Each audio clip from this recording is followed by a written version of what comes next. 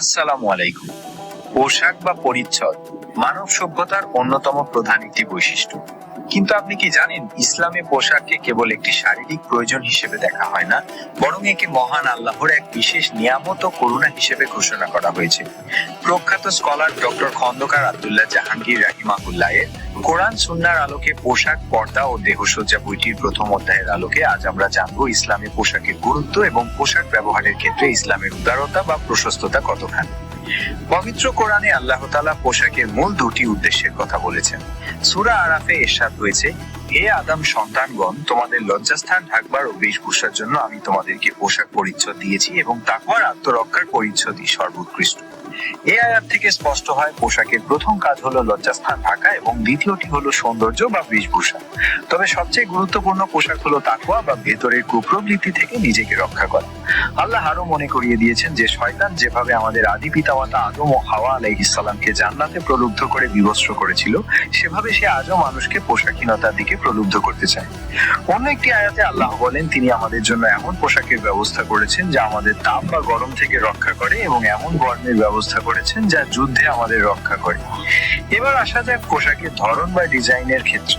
ইসলাম কি আমাদের নির্দিষ্ট কোনো পোশাক পরতে বাধ্য করে?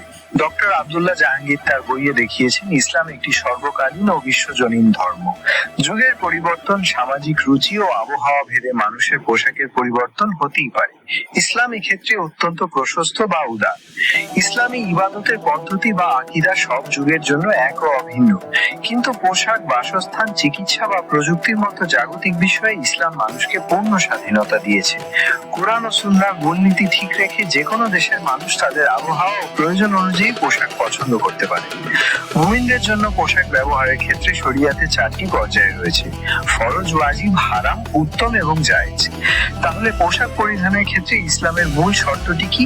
মহান আল্লাহ বলেন, হে আদম সন্তানগণ, তোমরা প্রত্যেক মসজিদের নিকট সৌন্দর্য পোশাক গ্রহণ করো এবং তোমরা খাও এবং পান করো এবং অপচয় করো না। রাসূলুল্লাহ সাল্লাল্লাহু আলাইহি ওয়াসাল্লাম এবং সাহাবী আব্দুল্লাহ ইবনে আব্বাস রাদিয়াল্লাহু এর হাদিস থেকে আমরা জানতে পারি একটি মূলনীতি, তা হলো তোমার যা ইচ্ছা খাও, যা ইচ্ছা পরিধান করো, যতক্ষণ তুমি দুটি বিষয় থেকে মুক্ত আছো: অপচয় ও অহংকার। অর্থাৎ আপনার পোশাক যেন অতিরিক্ত দামি বা অপচয়মূলক না হয় এবং তারপরে যেন অন্যের মনে কষ্ট দেওয়ার বা নিজেকে বড় ভাবার অহংকার তৈরি না হয়। সংক্ষেপে বলতে গেলে ইসলাম আমাদের পোশাকের ক্ষেত্রে কোনো নির্দিষ্ট ভৌগোলিক ডিজাইন চাপিয়ে দেয়নি। স্বাধীনতা বজায় রেখে লজ্জাস্থান আবৃত করে অপচয় ও অহংকার পরিহার করে যে কোনো পরিচ্ছন্ন ও মার্জিত পোশাক পরিধান করাই ইসলামের শিক্ষা। আসুন বাহ্যিক পোশাকের পাশাপাশি আমরা আমাদের অন্তরকে তাকওয়ার পোশাকে সজ্জিত করি। জাযাকুমুল্লাহু খায়রান। আসসালামু আলাইকুম ওয়া রাহমাতুল্লাহ।